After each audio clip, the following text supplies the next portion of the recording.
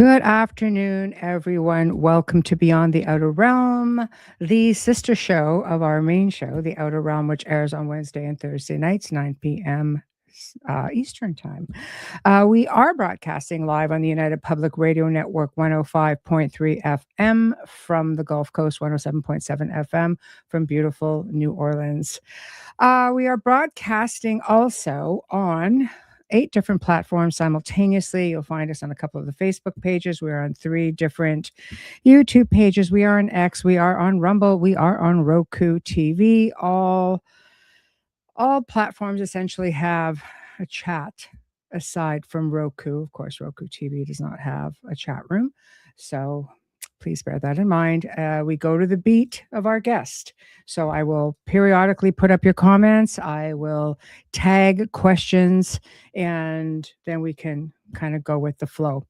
So today, I've really been excited about this show. We welcome Nicholas Pearson. He's going to be discussing his book, The Witching Stones, The Lore and Craft of the Essential 14 Crystals, Gemstones, Minerals to Empower Your Magic. It really does cover everything. Honestly, guys, if you're really interested in this sort of topic, this is a book you need to get right here. You can find it on Amazon. You can find it on Nicholas's website right here as well. So highly recommend it. Really, really awesome read. Nicholas has been immersed in all aspects of the mineral kingdom for the nearly 30 years. He's one of the leading voices in crystal healing today. He offers a unique blend of science and spirituality alongside grounded practical approach to working with crystals. He's a regular. I'm really having a tough time today, so I apologize.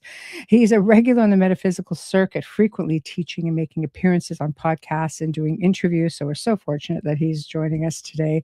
And he teaches classes on crystals, Reiki, flower essences, and more online and in person around the world. So he has authored several books, including Crystal Basics. Hopefully we'll be able to convince him to return with some of his other books as well. Fabulous website, so check it out. And he is in Orlando, Florida. So without further ado, I'd like to welcome our very special guest, Nicholas Pearson. How are you? I'm excellent. Thank you so much for having me. Thank you. I really appreciate you being here. The book was impressive. It was really a fantastic book. I really immersed myself in it. In fact, like I couldn't get out of it. I think I read straight for about like 3 hours just going into it. And it's so informative. It's so informative. And you have to have, I think, to get into that kind of detail, a real appreciation for the craft, as you say. So where I'd like to start, if it's okay with you, is what got you interested in this sort of thing? Were you the kid on the beach just like looking for crazy things? How do you get inspired for something like this? Yeah, I was definitely the stereotype. I was the kid who picked up rocks everywhere. It was beaches and gravel parking lots and, magical far off family vacations like the county over. It didn't have to be really exotic, rare, and precious rocks and minerals, but definitely there is something about that piece of the earth that speaks to me and always has. So I didn't grow up in a particularly religious or spiritual household. Other families did church on the weekends. My dad and I did the library instead. And so I'd dive into whatever I could. One week it might be earth science or marine biology. The next week it could be the Egyptian myths or folk tales from all over the world. And pretty early on, I started to notice that whether I was kind of diving into science or diving into religion, myth, spirituality, it kind of boils down to the same thing. And it's us trying to explain the world around us. And whether we're doing that through the things we can measure and observe empirically, or we're doing it through poetry, myth, and metaphor, it still enriches our experience of the world. It deepens our relationship to it. So gratefully, I've never had any problem exploring both and. It's never been either or for me. And it was probably not until I was about a teenager that I found out that like crystal healing wasn't just a historic practice of the curative virtues of gems, but there were real live crystal healers in the world today. Yes. And I dove in head first, and I don't think I've ever come up for air. I went to school to study music, but as luck would have it, so the university says at least, I was assigned randomly, according to the paperwork, to work at an earth science museum on campus. I chose the school for its music program and for nothing else. Yes. They offered me more money than my first choice school. It was a little bit further away from home, which I also appreciated. And Yeah. then all of a sudden, I end up on the doorstep of the largest rock and mineral collection in the southeastern United States. And more than 20 years later, I don't want to do the math out loud, but we'll say more than 2 decades later, I actually Yeah. am curating that collection today. I work in earth science doing that as my day job, and it's been really exciting to kind of have this full circle moment. And Mm. yeah, I've been just in love with the earth and with everything that she does since I was young. Oh, synchronicities. It's amazing how the universe has this way of just lining you up the way you're supposed to be. I'm also, a huge lover of the planet. Mind you, I'm a Taurus, so I am an Earth sign. I do a lot of energy work, and it's all planetary. So it's just, I love when you refer to the planet as her, because that's how I feel. She's Mother Earth, we take care of her, and she just gives back so much. And you see that in some of the beautiful, the stones, the mineral, the crystals. I mean, you go into like a crystal cave, and how can you not be in awe of something like it's just so magnificent? You just look at it, it's like, "My God," like, how does this even exist? So I could see how you would become very enamored with all of it.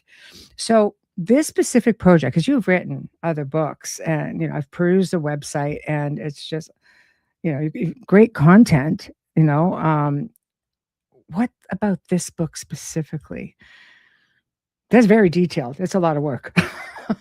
It is, and it went very quickly. Oh, To contextualize this project, we kind of have to back up to an earlier project because I kind of inadvertently stumbled upon the topic that seeded this book while I was really far behind writing another book.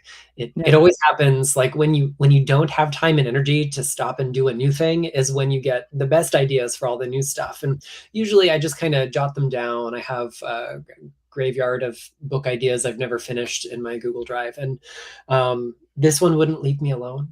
So Mm, I started kind of putting out early feelers, and it had to be, so it was. But essentially, I was really stuck. I've never been so far behind and so hit with writer's block ever, as I was on my ninth book, which came out about a year ago. It's called Crystals for Psychic Self-Defense. I love the book. I'm passionate about the book. It needed more time to gestate, so that's what it got. But the kind of carrot dangling at the end of the stick was the treat of starting something new, and that was the witching stones. So to make a complicated origin story very simple, in 2023, I took this fabulous trip to the UK with my best friend and my partner, and we led a retreat in southwest England, mostly kind of focused in Glastonbury and the kind of mythic landscape of Avalon. But we extended that farther, and a big part of what we did was finding the sacred amidst the ordinary, taking a look at not just rare and precious crystals, which mm, are phenomenal, and I love them. And of course, we worked with them on the retreat, but it was really about getting to know the kind of humble bones of Mother Earth, mhm, flint and chalk and some common fossils, and understanding how those have shaped human culture, human religion, spiritual practice, how the energy of the sacred sites we were visiting is at least in part informed by the geology underpinning them. mhm, And probably like one of the most initiatory experiences that I had was with flint. Now, I already liked flint. Flint is cool. I enjoy mhm. it. But Yes. the kind of work that we did on this retreat basically opened a door that never closed, and I knew that I was going to have to come back to it. And one of the many things I did during the kind of peak pandemic era was write a book about something not related to my normal topics. And I wrote a book on flower essences, and so I was reading a lot of works on ethnobotany and flower essence therapy and the occult history of plants. And I fell in love with a book by Harold Roth called The Witching Herbs. Mhm. And I always wanted to give a similar kind of treatment to rocks anyway. And as I continue to deepen this relationship with flint, basically the stone let me know, hey, you know that book you've always wanted to write? It's time, and I'm chapter number 1. So that's how it Yeah. happened. Wow. I think it's wonderful going into the bare basics because people would not look at something like chalk or flint as something spectacular. And of course, the way you lay it all out, and I know we'll talk about them individually, so to speak, but it goes back to literally the beginning of time. Like when you think about the lore, people weren't finding, I mean, maybe in certain parts of the world, crystals and different gemstones, but I mean, this were the basics. Yeah. The the relationship between human and mineral is as old as hominids, which means it's older than Homo sapiens. It's older than anatomically modern humans. We Mhm, have really compelling evidence that that tool making out of flint goes back more than 1 million years. mhm, Uh, there is somewhat compelling evidence that there is ritual use of these tools, that there is symbolic thinking about flint mhm, that is almost that same length of time old. mhm, And, if we think about the attribution of meaning, if we think mm, about translating symbols into action, we're talking about ritual, we're talking about magic, we're talking of building a relationship to the spirits of the world around us. And mhm, this is foundational to modern day witchcraft. This is foundational to a lot of modern day spiritual praxis, mhm, but it's as old as our earliest ancestors. It's mhm, older than we can really fathom. And I wanted to ensure that in working through that kind of narrative in the book, I picked some concrete examples of stones that kind of represent some high points along the way. So the way the mhm, book is organized, we start with some really humble things: mhm. flint and hagstones, which are Oh, I naturally love hagstones. too. I do, I love them. Great minds think I alike. love Yeah, yeah, Um, yeah, Important fossils like echinoids and ammonites, as well as some minerals that we think of maybe not so much as crystals, definitely not as gemstones, but are really important to everyday life now. And since we've known about them, things mhm, like magnetite or lodestone, salt or halite, mhm, lead and its ores, which are all three pivotal for massive advances in human society, human culture, and our mhm, ability to navigate the world quite literally in the case of lodestone. And then we start to get into kind of our more semi-precious and ultimately into some precious gems with kind of the latter part of the book. And it's interesting because the journey starts out very humble with something like flint, but ends with something really rare and precious and valuable, which is emerald. And there mhm, is a spiritual journey that we go on if we work with the stones in that way. We mhm. go through a similar process of refinement inside and out. It's almost like there's this inner alchemy when we engage with the stones that Yeah, way. yeah. So it was so much fun just doing the primary research and putting the data together and then being able to sit with it and internalize it and see what the wisdom of the stones was just incredible. Do you find, like, I can only imagine, just I learned so much, and I mean, emerald is that's my birthstone, so I have them, and I love them. I just love how they feel. I love how my energy resonates with them. Um, do you find, do you find that some stones, let's say, may be getting a bad rap because of when we say rituals? Life is a ritual. You pray, that it's a sort of ritual. You go to mass, it's a sort of ritual. Ritual seems to just itself has had a bad rap. And when you add stones to them, do you think that people just sort of look at that and go, "Oh, that's just, you know, that's not a good thing." People of faith, I find, might say, "Ooh, I should be leery about this." Whereas it's part of the planet, it's part of the earth, it is part of everyday life. I mean, for every topic, there are going to be proponents and Yeah, opponents. So, yeah, yeah. are there folks of a certain ilk who demean and decry the world of gems? Absolutely. But also the holy books that they turn to, that they claim to reference, have Mhm, thousands of references to gemstones, to rocks, mhm, to materials of mineral origin. mhm, So like the fabric of human life is surrounded by the mineral. I mean, if you're like me and there are rocks in your house, Yes. imagine they aren't there for a moment and look around. And a really simple exercise to show you just how crucial rocks and minerals and ores are to your everyday life. Look at everything around you and identify the stuff that comes from plants, stuff that you can grow. And if you subtract that, everything else is of mineral origin. So there's a Wow. saying, if it ain't grown, it's mined. Um, Right. Yeah. like the office that I'm in, I've got these cinder block walls, which are made out of poured concrete. All of the Yes. ingredients come out of mineral origin. The devices we're talking to each other on, all of the precious metals, precious You're medical right. minerals, the silica, just everything about it. Yeah. Even plastics are petroproducts. They're derived from petroleum, which Hmm. is a mineral resource. Hmm. And I mean, it shapes every part of what we do, of what we live and experience. And once we kind of open our eyes to that, Hmm. it's Hmm. really easy to understand how it how to re-enchant the world by just spending time intentionally with Hmm. crystals, with gems, with rocks, minerals, fossils, you name it. There's a spirit in them, and it's so easy to find wonder if we just allow ourselves to. I'm glad you said that. In fact, 2 counts. I'm glad you said. I'm glad it's you can't just half like it and half use it because you're right. It is intertwined in pretty much every part of our everyday life. But I'm a rock person. I take them from everywhere I've been in the world.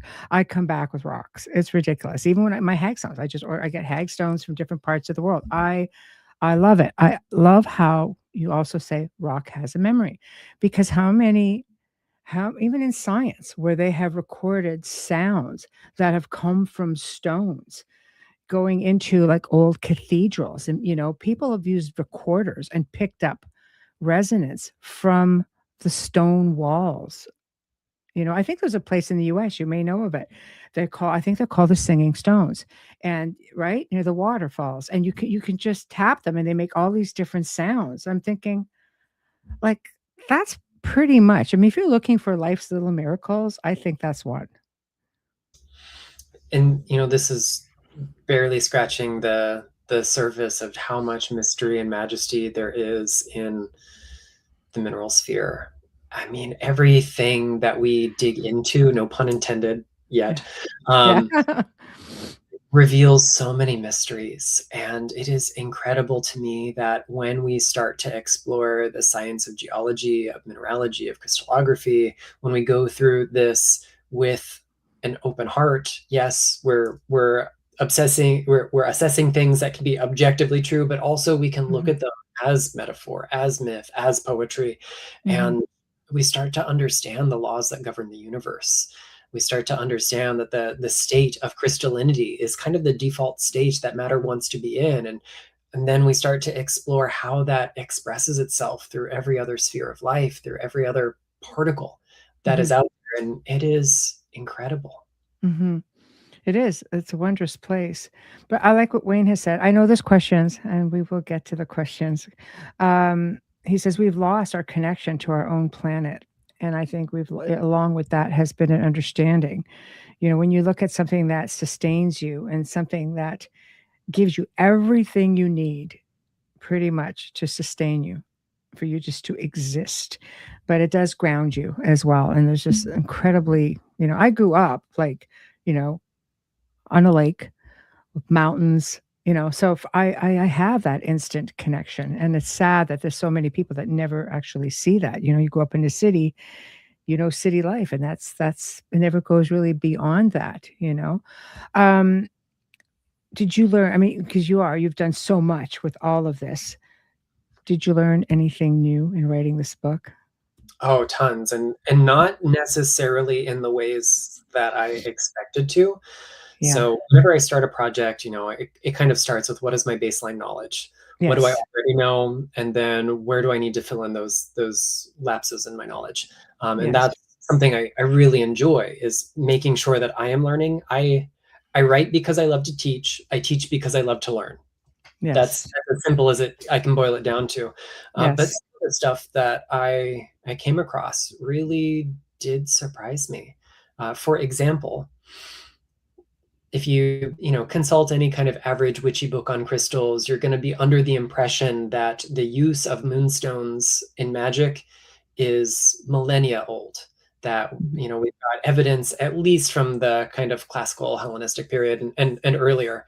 And Mm. the truth is that I have yet to find much archaeological evidence from any major Mm. institution that suggests that to be true. Now, if we look at textual evidence, there are things whose names we would translate as moonstone today. They are almost certainly not any member of the feldspar family that we know as moonstones. Mm. And so it's probably not until late medieval, early Renaissance that we start to see a few objects of art here or there that might be adorned with moonstones. And it's fairly recently in human history that we get our textbook kind of example of what a moonstone is.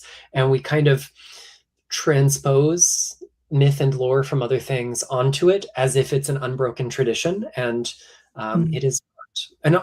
And on the other hand, one of the other really fun things that I learned was kind of the opposite. It is very well known, very well attested that emeralds in human history are mostly not the stone we think of today.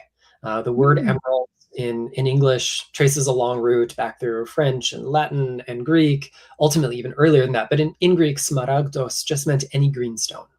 So you could have a green piece of flint or jasper or agate or chalcedony, or of course beryl, which is Mhm. what I think of as emerald, and it would just get that denomination of green stone. You would Right. emerald linguistically, socially, and Mhm. so a lot of the precious emeralds of the ancient world are anything but. Now there are exceptions here or there. There were some pretty well known emerald mines in northern Africa, in Egypt, Mm. but a lot of our so-called classical emeralds are not. And so you don't think of it as a stone that goes back, a precious gem that goes back much earlier than that. But there's actually Neolithic evidence of emerald use in northern Africa, probably obtained from the same emerald mines that Wow. thousands of years later the Egyptians would rediscover, now Mm. thousands of years ago. And that one of the most magnificent artifacts of them is a headdress or a crown adorned with emeralds and other things. But Yes. this kind of follows the prototype of the myth of the crown of the angel, of Lucifer, of the light bearer that falls to earth, and the green stone comes with it. And here we have a Neolithic crown with Yes. emeralds, and that was just one of those astonishing little bits that when I came across it, it was not what I was expecting. I was expecting the prototype of this myth to come much later, and it was quite Mm. a surprise. It was a surprise to me as well. I read that and I was like, "Wow, that's something right there." Um, so what makes, I mean, I know we're going backwards a little bit, but what makes emeralds so rare? So let's start with its geology. So emerald is the name that we currently use for Yeah. gem quality green beryl. And specifically, depending on where you live in the world, the legal definition of emerald changes. So some gemological associations only acknowledge a beryl to be emerald when its color comes from chromium. So, like here is an Ethiopian emerald. It Oh. gets its color from chromium. In some parts of the world, they will accept vanadium as a coloring agent, but it is a smaller minority. The challenge here is that beryl is a silicate of beryllium, Mm. and emerald gets its color from tiny little bits of chromium being added to it. But beryllium and chromium almost never occur in the same geological environment.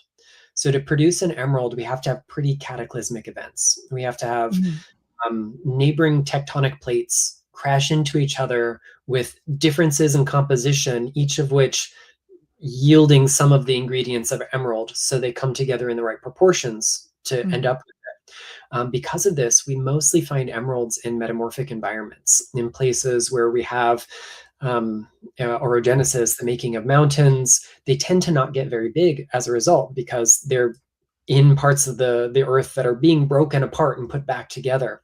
We get this superheated hydrothermal fluid that comes in, it's dissolving minerals, it's carrying that essential chromium into that silica-rich environment where the beryllium is, and ultimately they come together. Because of that, we don't get very large quantities of good quality emerald in most places on Earth. And even the places that are top emerald producers, they don't come anywhere near to the number of materials produced compared to more common things. Think of quartz. Gem quality quartz, optical grade quartz is important to us. We need it. We grow it in a Mhm. lab because it's getting harder and harder to find, but we can still access gem quality optical grade quartz in the earth in far more plentitude than we can emeralds. Emeralds, on the other hand, are what we consider to be one of the four precious gems. By Mhm. modern designation, it's totally arbitrary. The gemological associations have picked four stones. They are precious. Everything else is semi-precious. And the reason is because they can charge you lots of money for these four, and they're ruby, emerald, sapphire, and diamond. Mhm. And of those, only emeralds are acceptable in decent size with large inclusions, because it's almost impossible to find them in any other state. So geologically, they're rare, but also I Mhm. think symbolically, there's a lot of work at play in that. They are precious to us because of their history, their lore, our our lust for them, across culture, across time, is Yes. is fueled by, I think, a kind of deeper draw, a deeper symbolism they convey, and that's part of what makes them enchanting and valuable. Mhm. And as far as their metaphysical properties, what would emerald offer? What does that bring to the table? So, we can start with a kind of surface level interpretation. Emerald Yeah. has historically been associated with things like wealth, with success in romance. It is often espoused for its curative virtues. In other words, it's a healing gem. I mean, from a modern crystal healing perspective, Mhm. every stone has a healing property. So to call something a healing gem is not very specific.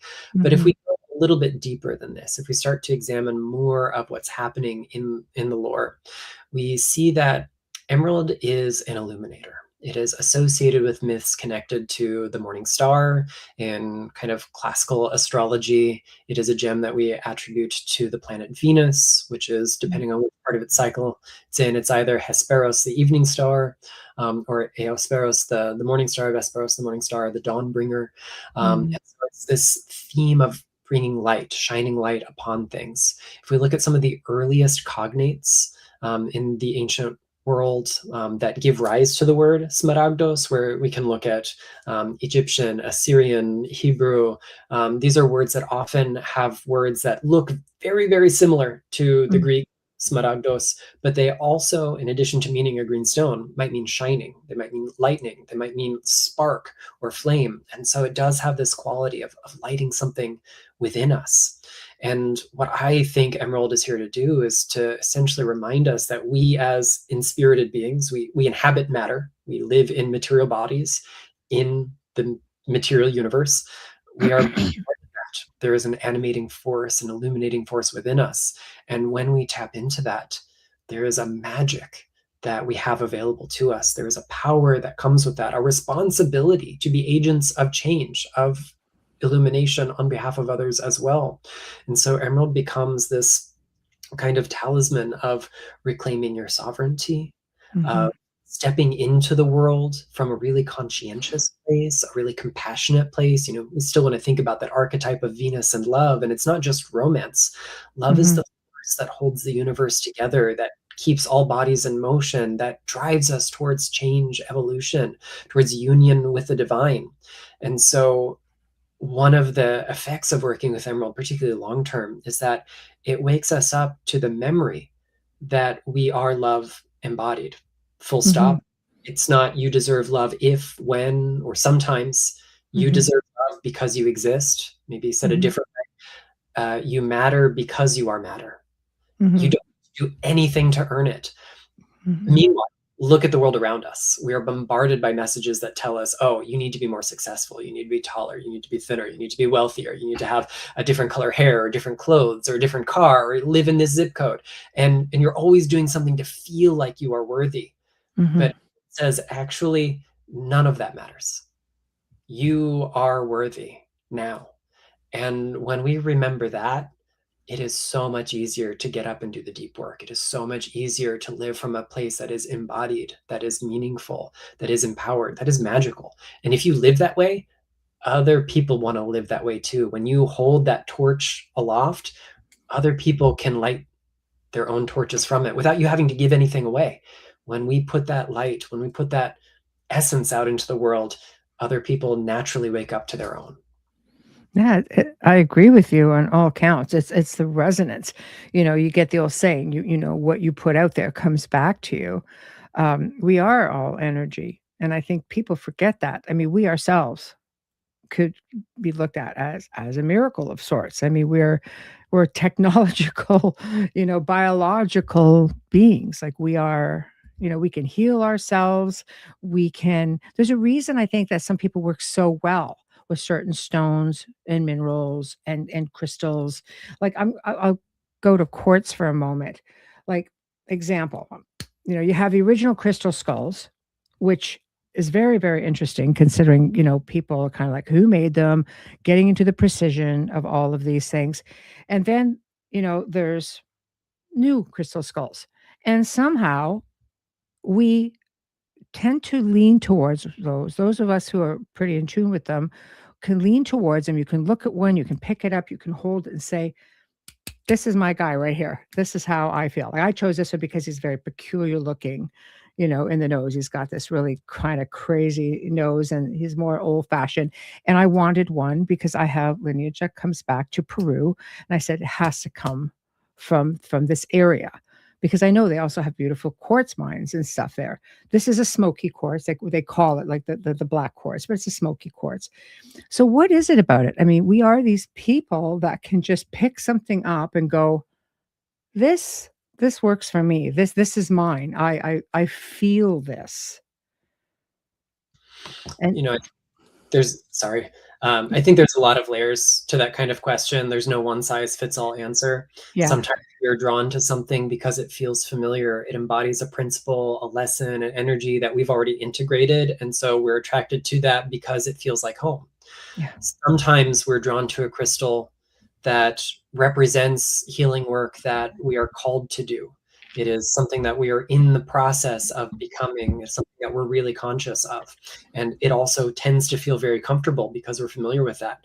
But Mm, I'd also recommend that we pay attention to the crystals that make us feel the most uncomfortable mm, because they tend to embody energies, frequencies, lessons, symbols, whatever you want to call it, so far outside of our home base that we haven't begun to integrate that wisdom.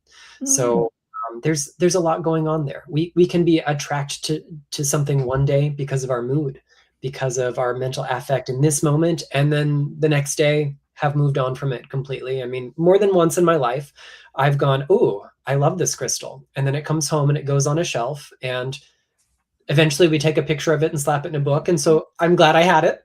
Um, and then other times I go, I don't really know why this rock keeps calling to me. And it goes on that shelf. And then a year, 2 years, 5 years later, it is exactly the tool I need at that time.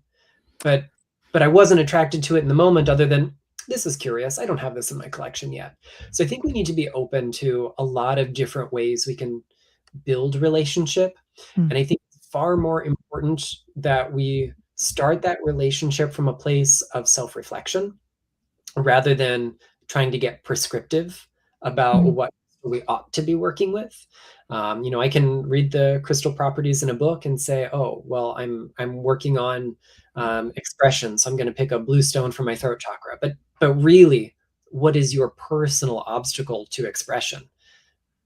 And then we unpack that, and then we find the crystal that most closely matches our circumstance.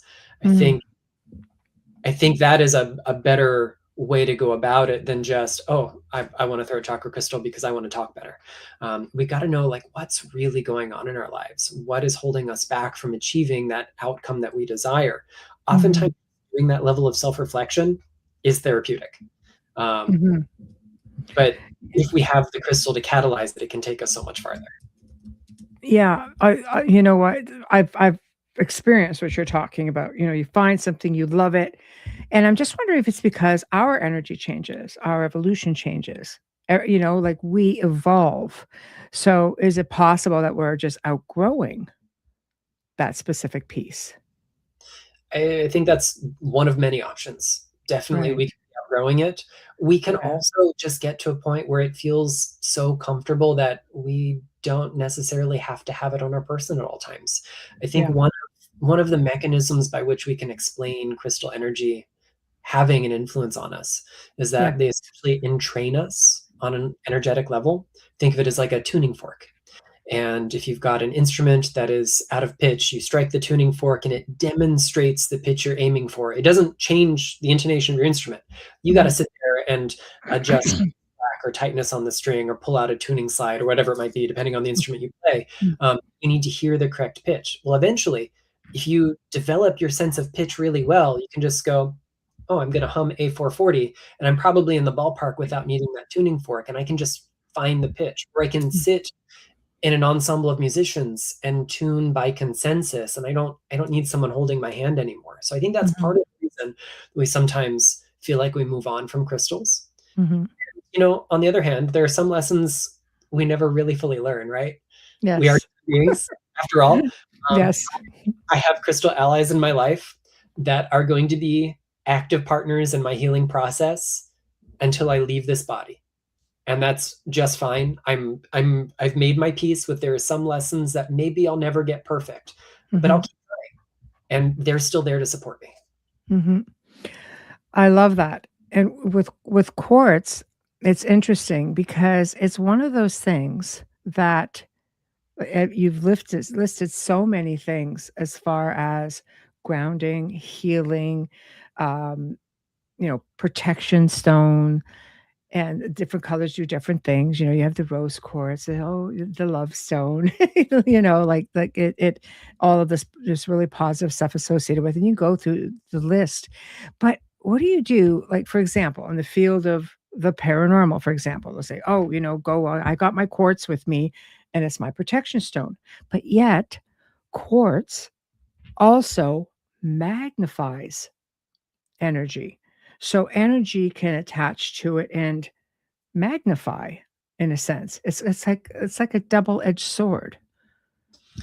So the solution to situations like this starts on the inside. What is our goal? What are the parameters for the Mhm, relationship we're building? And then how do we build that relationship? mhm.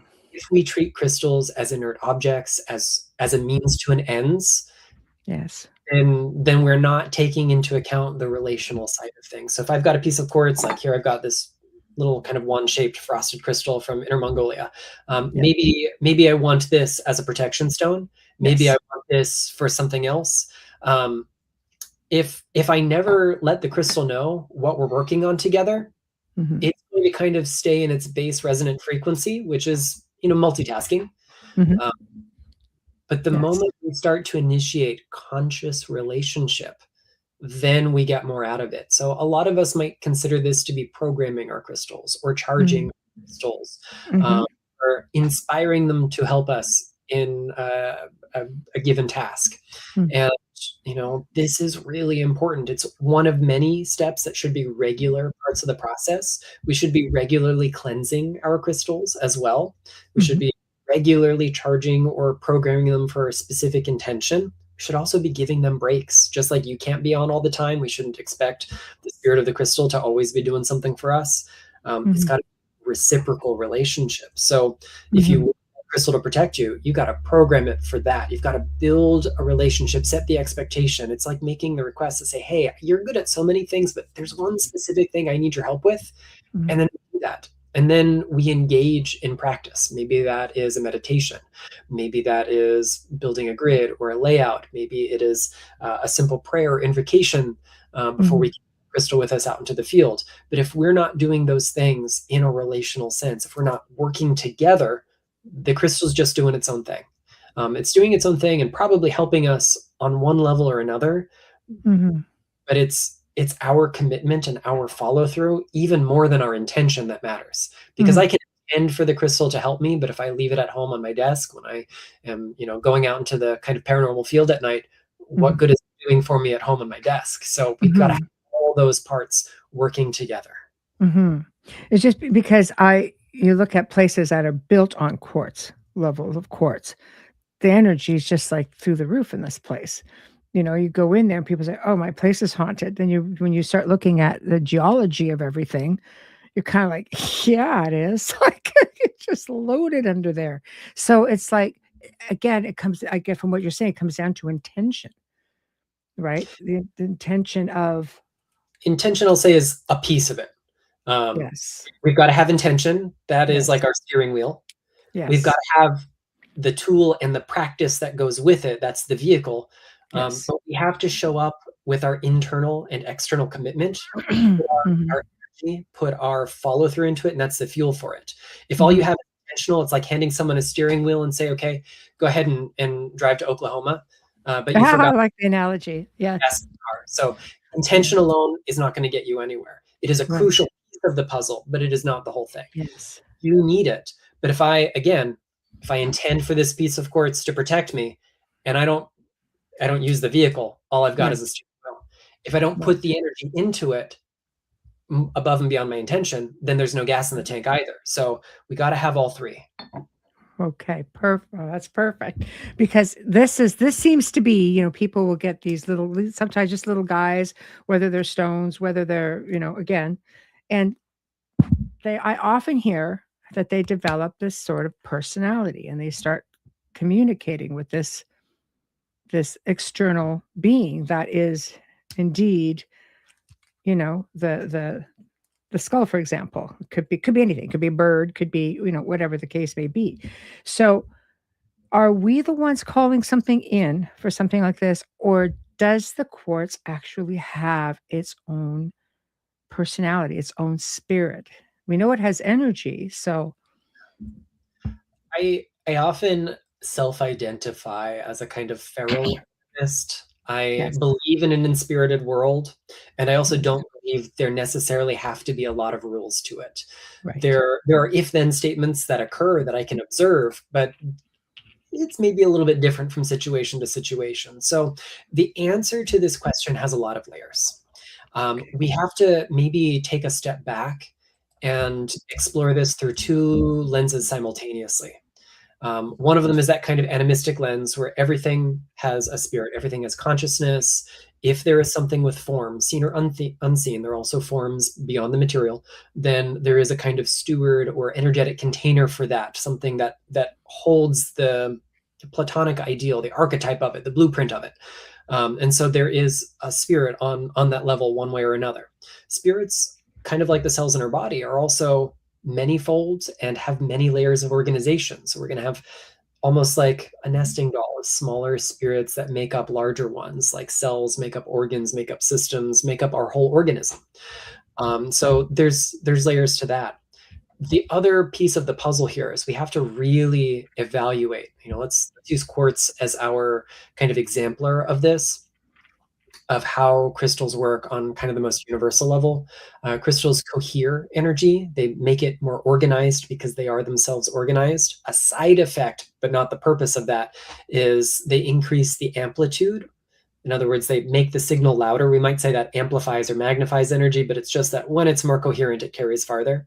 They're natural receivers and transmitters. They're like antennas. So they're going to transmit the signals that we would like to broadcast. They're also going to receive signals being broadcast. They are very essentially here reflectors and Mm, refractors. They reflect things back to us and also kind of break things down or redirect things into their component views. They're also able to store, so they're recorders. There's that kind of stone has memory concept coming back again. And they're translators. They transduce energy from one state to another. mhm. So what I want to come back to is this idea that crystals reflect. Okay. There are a lot of very well-intentioned folks who have conversations with a being they believe to be their crystal when it is in fact themselves they're talking to, because crystals are reflecting the kind of hidden parts of our psyche back to us. Yes. And this is where in any kind of psychic, intuitive, mediumistic kind of field, it is essential we cultivate non-attachment and discernment. The more attached I am to the outcome, the less likely I am to get an honest answer. Also, if I am not discerning, then I cannot tell the difference between perception, that is from the outside in, or projection from the inside out. And you can get very good information from yourself. There Mm, are a lot of people who probably never channel anything other than themselves and get great advice because we're connected to something bigger than ourselves. But at the same time, we shouldn't assume that every disembodied something we think we encounter really is a disembodied something. So Mm-hmm. when connecting to the consciousness in a crystal skull, for example, is it the consciousness of that raw quartz that was used to create it? Is it some trace of the consciousness of the person who carved it because they spent so much time working on it? Yes. Is it the consciousness of the archetype of the skull, which includes our own skulls and that own kind of consciousness? Is it something more in the Davic sphere? Is it an external entity coming through? Mm-hmm. Yes, Mm-hmm. and probably all and neither. And any number of those things can be true simultaneously. So this is where the discernment part comes in. Mm-hmm. Thank you for clarifying that, because I've often felt the same way with respects to perception and who are you really communicating with. If you're projecting out energy yourself, and this does reflect, as you say, then a lot of it makes sense as well.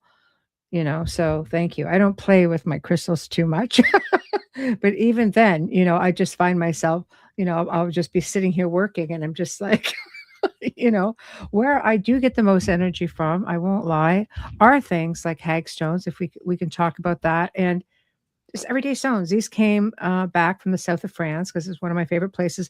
Power spots, having power spots. I enjoy wearing things, for example, power spots, the Preseli bluestone, the stone, as they call it, the Stonehenge stone. Ah, there we go. Yeah, it's one You of my get it? all-time favorite rocks. I almost never leave the house without a piece. Uh, Ah, okay. I love it. What is it about this stone, do you think? Because I don't know what it is about it. I just know that I wear it, and I feel great wearing it. I love the connection I have to it. So, here's the question: how much time do we have? Because I could spend 2 hours just on Preseli bluestone. This is a It's rock your show. I really love. So most of what we encounter as Preseli bluestone in the marketplace is um, an igneous rock. And it is intrusive in nature and lightly metamorphosed. So what that's going to tell us is it starts by the cooling of molten rock. Now, the bluestones from Meneth Preseli that are in Stonehenge are rhyolitic in composition.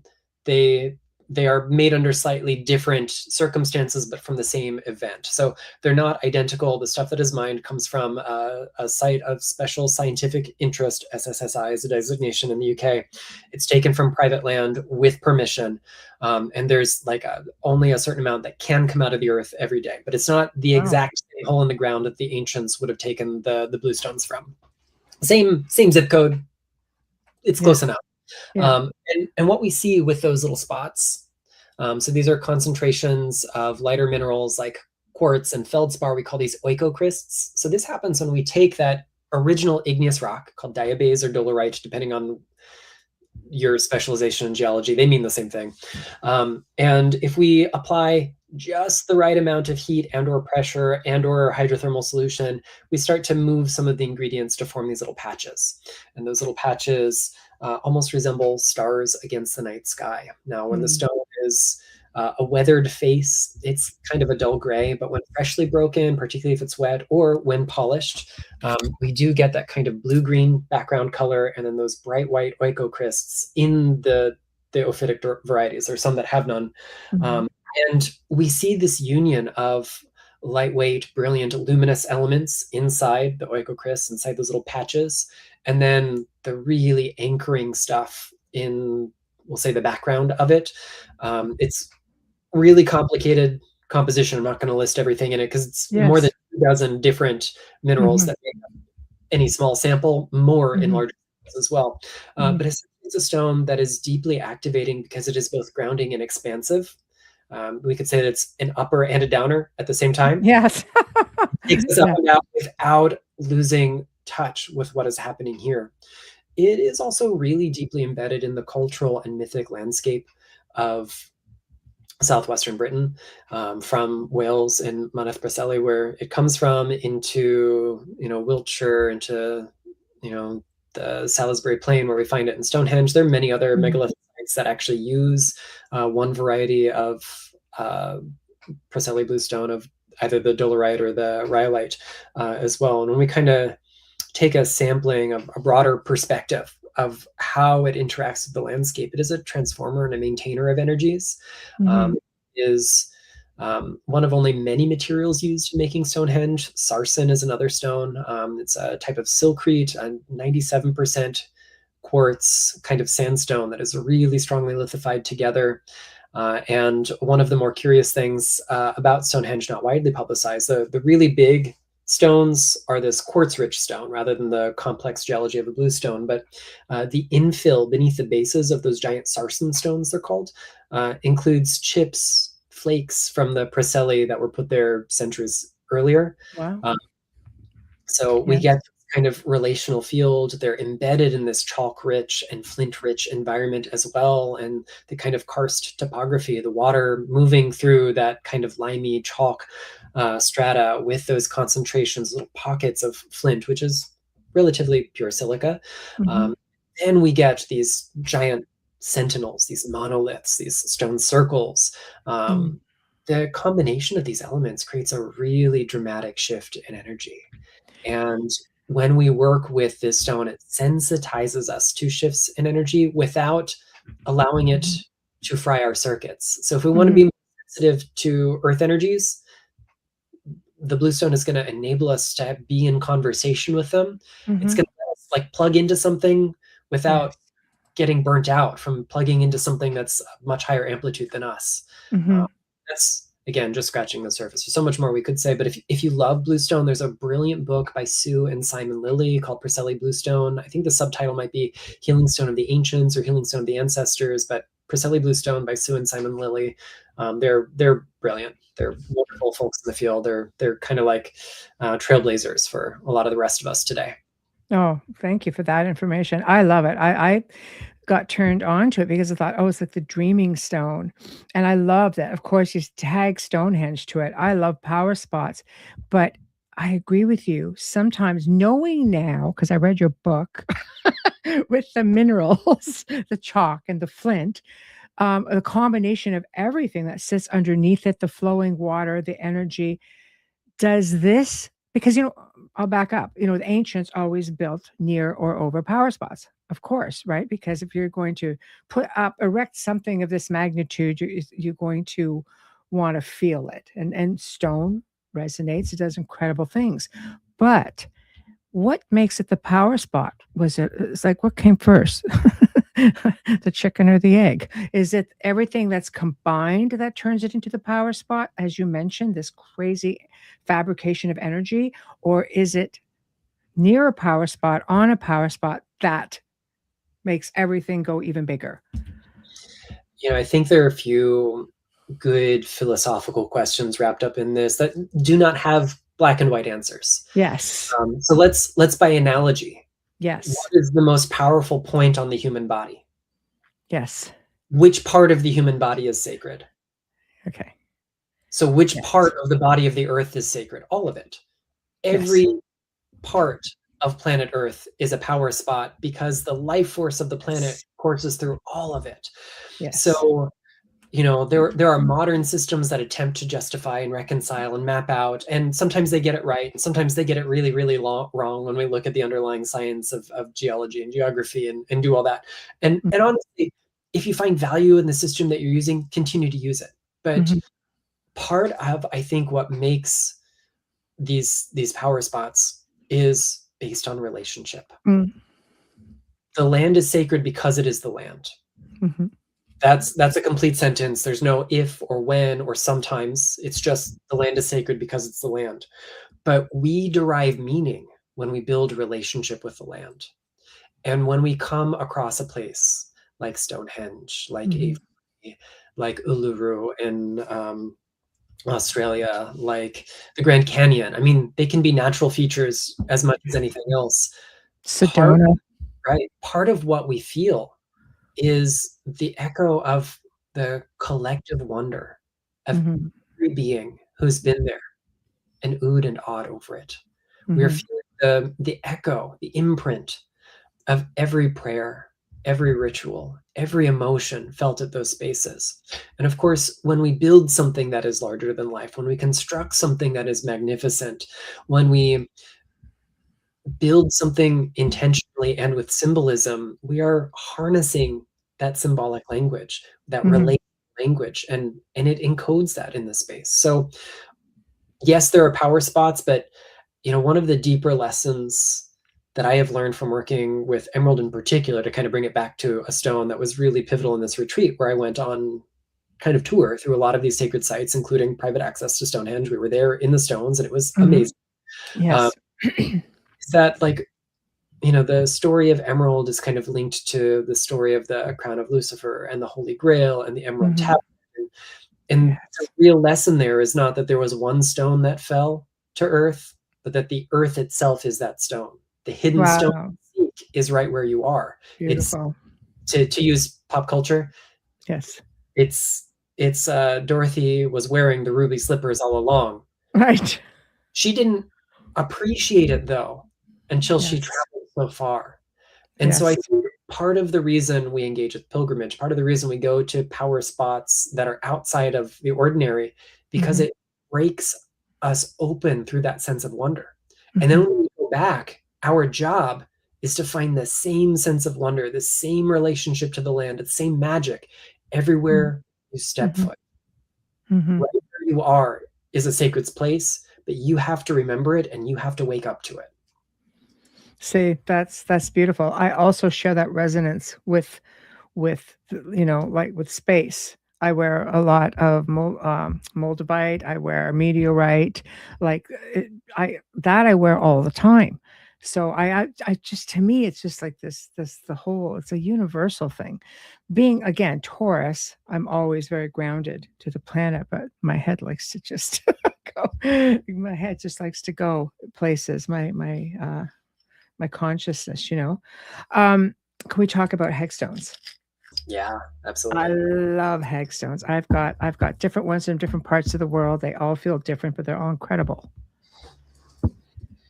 Hagstones are really marvelous. I've got one here from very close to where I grew up in South Florida. Very nice.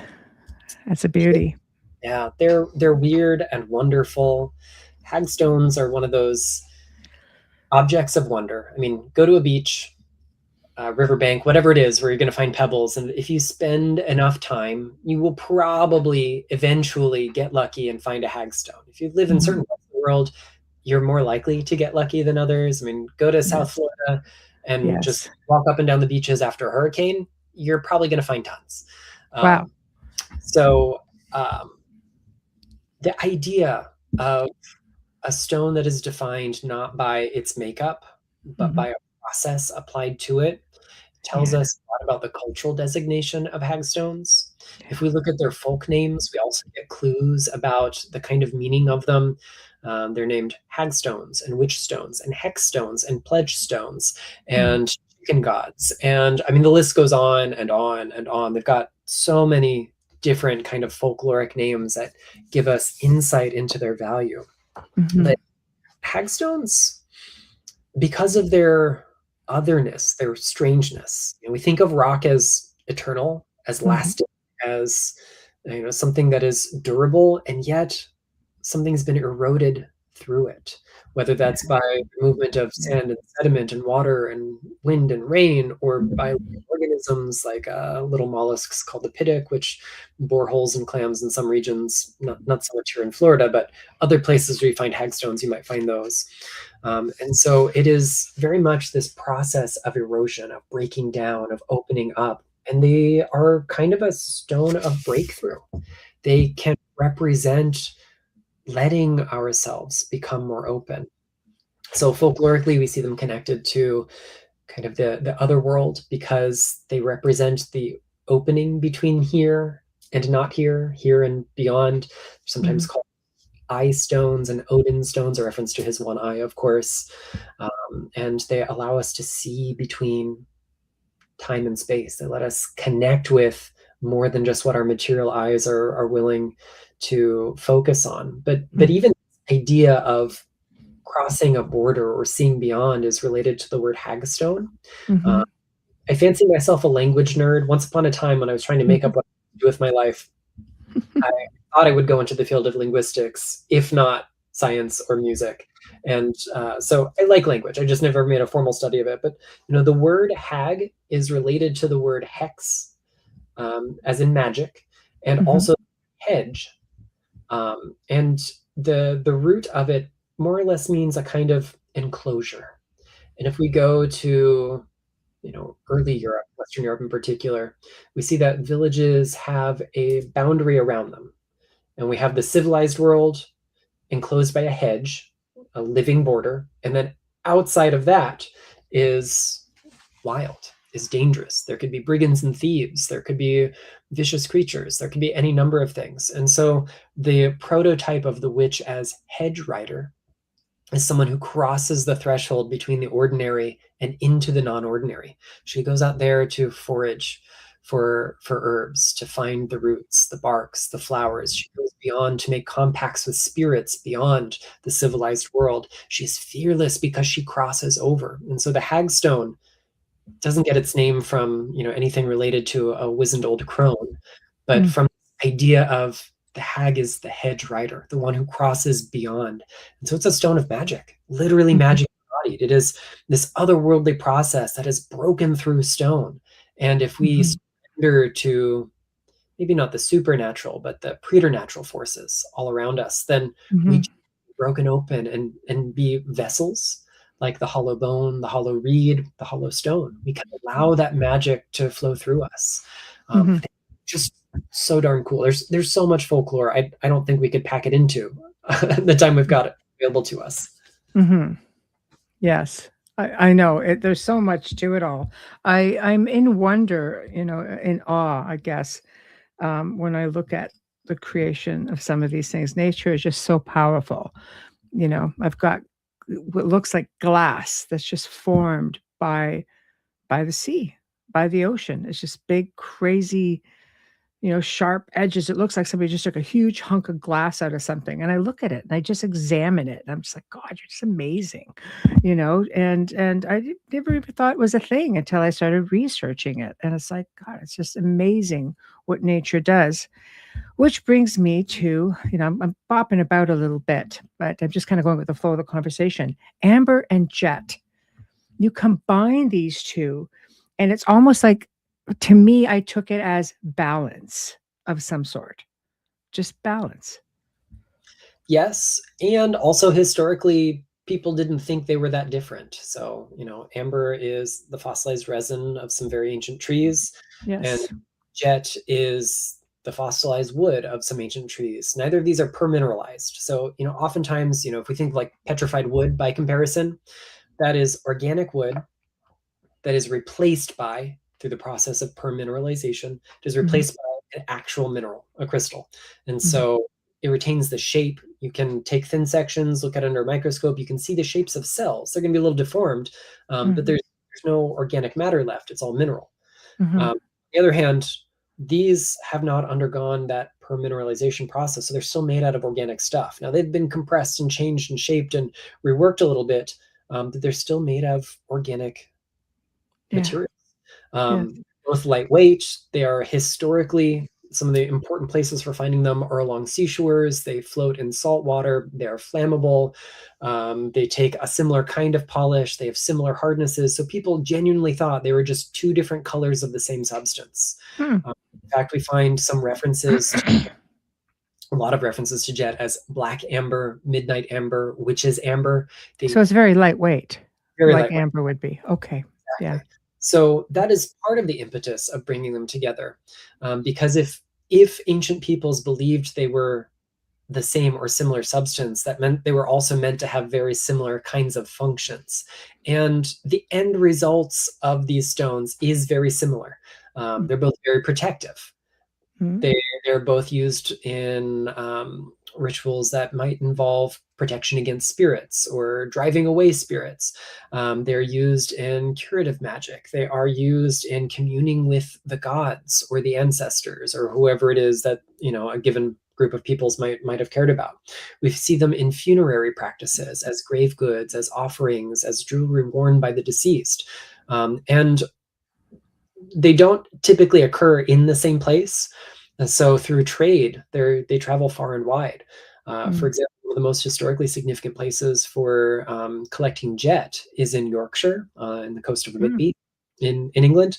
And by the time of the Roman occupation of Great Britain, they traded British jet to the far reaches of the Roman Empire. So you find, before modern trade routes, you find jet in Austria, you find it in Germany, you find it in France, you find it in Italy, you find it elsewhere, and it all comes from one beach.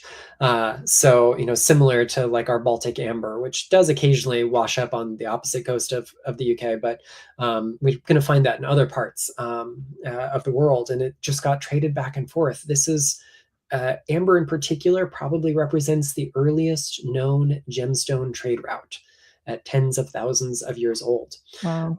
And so the magic of these stones is really phenomenal to me because it blurs the line of what we think of as mineral. They're organic substances, but they're part of the fossil record, but they aren't themselves actually minerals. They have some unusual uses. It was common to burn them. You can do this. It will smell unpleasant. Yes. And you probably in the fumes, depending on what you're burning them on, but you could grind small bits of it and add it to incense. So the book actually has incense recipes for a jet incense and an amber incense. So you can kind of tap into that, and it's far more cost effective to use a little bit of jet and a little bit of amber in an incense recipe than it is to just by itself. Yes. They were worn as jewelry that symbolized rank, that symbolized faith, that symbolized your kind of social and spiritual and sometimes political role in a given culture. They were really precious materials, even though we don't define them as precious gems today. Their rarity, the way they were traded, the spiritual and symbolic roles that they played were really important. Added to that, in the kind of pre-modern world, the idea of a precious stone wasn't based solely on economic value like we use today. And even that isn't really true. There are semi-precious gems that are far rarer and far more expensive than our four big ones in the precious category. But for a stone to be precious, really the defining feature was what in Latin, in the kind of Latin text called lapidaries, books of stones, they refer to as virtutes or virtues. And a virtue is a power that something possesses to enact change. So any gem could be precious if it was viewed to have this kind of magic, this kind of agency, this kind of spiritual power. And amber and jet are examples of things that were thought to have great and powerful virtue that extended far into the age of superstition. You find people using these as sacred stones today. And they're decidedly not so scientific, and yet the belief in their power and the magic that people experience with them is very, very real. They're very sought after. And they are when people go to the trouble of trying to replicate them. You see like modern jewelry, which will have amber, and some of it is made with amber. And it's kind of hard to tell the way some of it has been done, except I just go by weight, I guess is the easiest way. That may not be useful. Some of the lightweight resins have the same specific gravity as it. It's really complicated. But I also want to highlight that this is not a new phenomenon. There is nothing new under the sun. There are texts in Egyptian hieroglyphs that teach you how to simulate gemstones, how to get taught making your own fake rocks. Wow. If we look into the late medieval and early modern period, if you look at textbooks published by pharmacist guilds, because then included a lot of preparations from gems and animals and not just plants. Most of these standard pharmacopoeias that talk about the curative power of gems in like the 17th, 18th century also tell you how to identify genuine gems from the inauthentic ones. They don't always get it right because the science of gemology did not exist yet. There's nothing new under the sun. People have been counterfeiting gemstones for thousands of years. We just have better ways to do it now, and we have a more globalized industry for consuming gems. So therefore, there's bigger demand than there ever was. When it comes to something like amber, the most definitive testing is destructive testing, unfortunately. And so if you're just at a shop, you can't go, oh, well, let me burn a piece of this, or let me grind a bit of this up and submit it to our Raman spectroscopy or something else. There are other tells, but it does take a really well-practiced eye, and the parameters for knowing what authentic amber is look very different to the parameters for an authentic diamond than the rules we follow for authentic quartz or malachite. And so, lots of times we'll get asked, well, how do you know a crystal is real? And the answer is you have to know the science of minerals. You have to be able to know an authentic rock or mineral kind of for all of its physical, chemical, optical, and structural features. And that's different for each one of the almost more than 6,000 given mineral species. Wow. So there's not one rule they all adhere to.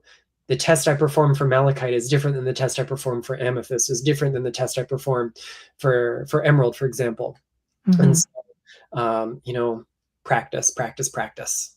Right. So you can't even really go by cost because people will be just like, oh God, this thing costs a fortune. Is it a get what you pay for thing, or is it really no? It doesn't really matter. You could be. You know, generally, if the price is too good to be true, it probably is. Okay. But also, if the seller doesn't think they have a fake and they want to charge current market value for what they think is an authentic emerald when it is in fact sillimanite, then you're going to pay that dollar for something that's not an emerald. So the challenge we've got is so complex and nuanced. It deals with transparency in supply chains. It deals with the ethics of mining and extraction. Raw, polished. Environmental and social impact. Yes. It deals with the kinds of treatments and whether those are disclosed. It also is sometimes wrapped up in like translation from language to other languages. If you go to big trade shows like the Tucson Gem and Mineral Showcase is happening as we speak, when vendors from other parts of the world come together, they have to translate from their native language into English because that's the language at these shows. So if they translate literally, the terms they use might not be identical to the geologically accepted terms in our, and so also causes confusion as well. I think that's honestly one of the things that I love about this field, because I get to study history and culture and have my own personal gnosis, my own personal spiritual experience.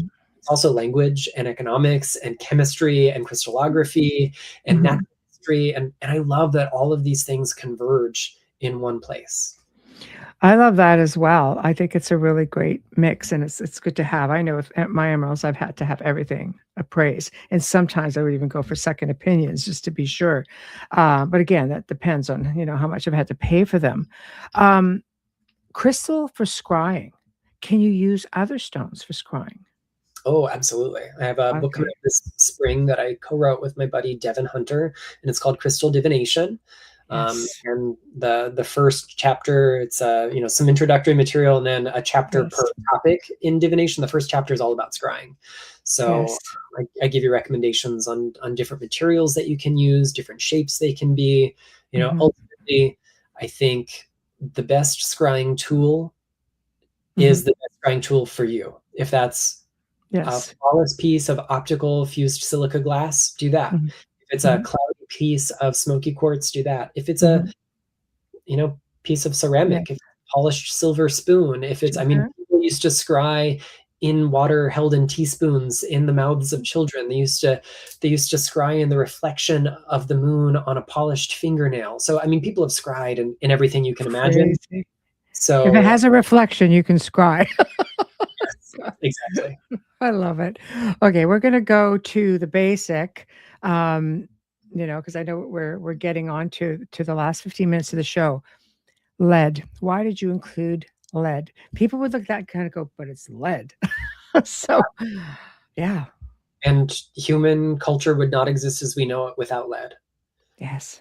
It is deeply important from an economical and chemical and industrial perspective. Lead still has important uses. But also, we know better than to use lead in all the ways it used to be used in the past. We're not making eating utensils from it. We're not making cosmetics from it. We're not making children's toys from it. I hope those statements are true. Maybe I don't know what every industry is doing. But lead is important because it marks the birth of modern metallurgy. It marks the birth of metallurgy, period. It is thought that the first time that a metal is separated from its ore intentionally, that's an important part of this, Mm-hmm. um, is discovering that lead-rich rocks will melt at surprisingly low temperatures. So, hypothetically, you are in a pre-modern, Stone Age society. You build a fire at night. If the rock that you build it on has seams of lead sulfide or galena in it, that will melt at the temperature of your campfire. You Mm-hmm. can't necessarily do that as easily with copper. You're definitely not going to be able to do it with iron. Forget it with some of these other metals like zinc, but you can do it with lead very easily. And so Mm-hmm. lead is an important resource in ritual and magic because it's available, firstly. But Mm-hmm. then also, when we start to develop more, we as human beings start to develop more sophisticated symbol sets, more Mm-hmm. sophisticated interpretations of the world around us, we start to associate different, for example, metals with different planets and different Mm-hmm. steps in the chemical process. And, lead is associated with the planet Saturn. Mm-hmm. Saturn is classical astrology, sometimes called the greater malefic. It's a force that can be really challenging. I'm a Capricorn. I'm also an Earth sign. I have a huge stellium in Capricorn. So Saturn is a really important figure in my chart. And I jive with Saturn energy really well, but I Mm-hmm. also understand why maybe people don't like it. Um, and so because of its utility and accessibility, people are using it. But then they start to interpret its material uses. If you make a bell or a chime out of lead and strike it, you don't get much sound. It's really Yeah. dull. If you make Yes. it out of copper or an alloy of copper or a precious metal, it's going to sing. I play brass instruments, so I know all about making metal vibrate. Lead doesn't do it. But there is a kind of insulative quality in lead. It is also, I mean, patently, it is poisonous. If we ingest it, if we handle it in the wrong ways, it could be dangerous. Now, I've got, an old Roman token made out of lead that came out of a river in the UK. Wow. Someone just found this from, Roman era. Mm-hmm. Um, this is perfectly safe for me to hold. I'm not going to chew on it or put it in my tea or anything like that, but it's fine to handle in this form. Mm-hmm. But those kind of toxic properties of lead also lend it very well to magic that deals with toxic things. So probably the most famous ritual use for lead are in objects that are known as kata desmoi in Greek or deficciones in Latin. They're sometimes known as curse tablets or binding tablets, sometimes just lead tablets, although they could be made of other materials. Mm-hmm. And first reason people use lead is because it's soft enough to write on, to inscribe on. It's cheap enough to get. Later on, people use lead because it specifically represents the kind of justice they're seeking. Lead is heavy. If it ends up in your body, you feel heavy. You lose cognitive function. Your muscles stiffen. The traditional medical terminology for lead poisoning up until probably the middle of the 20th century was Saturnism. So we even attributed to Saturn these malefic influences on a chemical. So Mm-hmm. you needed to invoke justice. If you needed to protect your loved ones or yourself, lead might be a really important ally to work with. The idea of the archetype of the witch and the archetype of poison are also inextricably linked. There's that famous injunction from the Bible that says, "Thou shalt not suffer a witch to live." Another translation of the word that we often see interpreted as witch is poisoner. And this makes a lot of sense. Like, killing everybody, probably we shouldn't let them keep doing that, right? But the fact that poison, power, and magic are related is not a surprise when we start to look at the ethnography behind this, the anthropology behind it. Poison represents the transmission of forbidden wisdom. It allows us access to things that we might not otherwise have access to. It is also scary. And the way we grow is by confronting the things that scare us. So lead becomes an ally for this kind of alchemical work of going into the dark and bringing light there. It is Mm-hmm. also a symbol of the kind of justice that I think so many people are hungry for today. And my genuine hope is that people can look at the historical uses of lead in cursing work, in banding and binding and banishing and justice work, and go, you know what? I don't have any need for that. I really hope that is true. Mm-hmm. But the world Yeah. is messy. The world is unfair. The world is full of injustice. And if we can learn how people engaged with stones for these kinds of practices and modernize it in a safe way to Mm-hmm. have similar tools to enhance our personal power, to protect the people that we love, to Mhm. deal with the tyrant kings that are out there, then I think we should be inspired and rise to the occasion, because magic has always been a tool of the oppressed to kind of level the playing field, to heal those who are sick, to bring power to those who are powerless, and to protect those who are vulnerable. And lead represents that in so many ways. Mhm. I think there are a lot of things that are held back, but I mean, you look at people who try to eat Tide Pods too, so you factor that in. I mean, if that's out there, it's just due diligence. But I definitely agree on all of your points. And maybe that's something if you can go to an antique shop, look around, see, maybe you can still acquire something that way. Um, so out of I mean, you have 14 things in this book that you were able to combine. Is there anything that you wish you could have put in there as well? I mean, probably could have went on, but just ask. Yeah. So, I mean, I knew from the beginning there were going to be 13 chapters. I knew really early on that Amber and Jet needed to be in there, and it made the most sense to combine them. So I had to do a lot of kind of creative, like, if I put these rocks in, where would they fall in comparison to the others? Because I still wanted this kind of alchemical through line to work with it. And there's some that just didn't fit.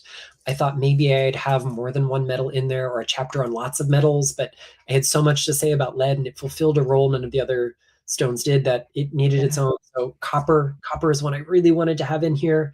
I Mm, love working with copper and copper ores so much, for so many reasons. Thankfully, I have written about it in other places. mhm, Um, I really was leaning towards adding amethyst to this, and ruby. That I mm, thought not ruby proper, but carbuncle, mhm, involved several red stones, and it didn't quite fit the bill either. I wanted to include chalk, and I really said what I needed to with flint, that I mhm, think would have overlapped too much, so I didn't. And I also thought the introduction was going to be devoted more towards soft earth, in other words, clay and soil and things along those lines. And it didn't fit quite the thematic needs of the book either. So yeah, there's mhm. a lot that didn't make it. Maybe one day there'll be more witching stones, but who knows? For now, I'm really pleased with the 13 chapters and the stones in them and the stories they tell. But there's Yeah. always more I wish I could do. It's seriously, it's a great book. I highly recommend it, to anybody who's interested in the stones, but just in everything you can do with them. Again, it's just so thorough going back to, generalizing, getting into the lore, getting into, again, some of the myths and getting into the translations and what you can do with them and the do's, the don'ts, everything. I mean, I don't think there's really anything you didn't cover. And it's hard to find everything in one spot, just broken down, within sections. So thank you so much for coming on. It really was like I really enjoyed the interview. I love learning new things, and I love, now I'm going to go out probably. I have to get more Pacelli. you know. So what do you have coming up? Do you have anything coming up you want to promote? How can people find you? We've got the website up. Well, thank you. Yeah. So, um, I'm always writing. So I do have a new book coming out this spring called Crystal Divination. I'm writing my 12th book, which will come out sometime after that, Wow. called Reiki Rituals. That's its working title. This is a project that I've had in the works for a long time, and it's just kind of sat in the back burner. And finally, I'm getting some time to devote to it, and it's a much bigger project than I thought, which is exciting for me. Um, Yes. and as far as like events in the coming months, if you check out my website, if you find me on social media or sign up for my newsletter, all of which is accessible through my website, theluminouspearl.com, you'll see my calendar of events. I keep a pretty busy schedule of online classes. I've got a little bit less in terms of in-person stuff this year, mostly because I've got so much creative behind the scenes work happening, but I will have some in-person Reiki training coming up this spring up in Massachusetts. Um, I may or may not be squeezing in a West Coast trip later in the year. We'll see if that actually works out, and I'll definitely get some more events here in Florida. But I love teaching. Like I said, I write as an extension of my teaching. I teach as an extension of my learning. So I learn something new every day, Mhm. and that means I'm always going to have fuel for new classes and new books. I don't plan to stop until I'm physically unable to type. Wow. Wow, we hope that doesn't happen for a long time because, this was a great book, and I'm looking forward to the next one, and I hope you'll consider coming on and joining me again to talk about some of your other books, especially up and coming, because 'cause I'm booking into, like, June. So, if That's you'd be interested, yes, I would love to have you come on, and, if the book is coming out in the spring, that might be perfect to for the release time and having you come on and tell us about it. absolutely, yeah. I love that. So thank you very much. And everybody in the chat room, you guys are awesome as always. So thank you all for joining us. Tomorrow night, guys, on the Outer Realm, we've got DJ Jimmy and Jared King from Spooky Appalachia. So, all those stories you hear about, and you kind of wonder, oh, come on, there's these crazy horror Appalachian stories. Are they real? Oh, yes. Are they scary? Oh, yes. They really are. Anyway, that's tomorrow night. Thursday night, another open discussion exploring the animal kingdom, getting into, spirit animals, totems, familiars, the old strange tales, animal folklore, superstitions, everything. It'll be a lot of fun. So thank you all for tuning in. You've been listening to Beyond the Outer Realm on the United Public Radio Network, 107.7 FM New Orleans, 105.3 FM and the Gulf Coast. You've been listening to us on Roku, Rumble, X, numerous YouTubes, Facebooks, and it will hit a lot of archive sites, probably a couple hundred. So you will definitely find the show. And if you get confused, just email me at theouterrealmcontact@gmail.com. I will direct you to the right spot. So thank you very much, Nicholas Pearson, for joining me. Thank you to everyone. Good afternoon from this side of the world and good night from the other side.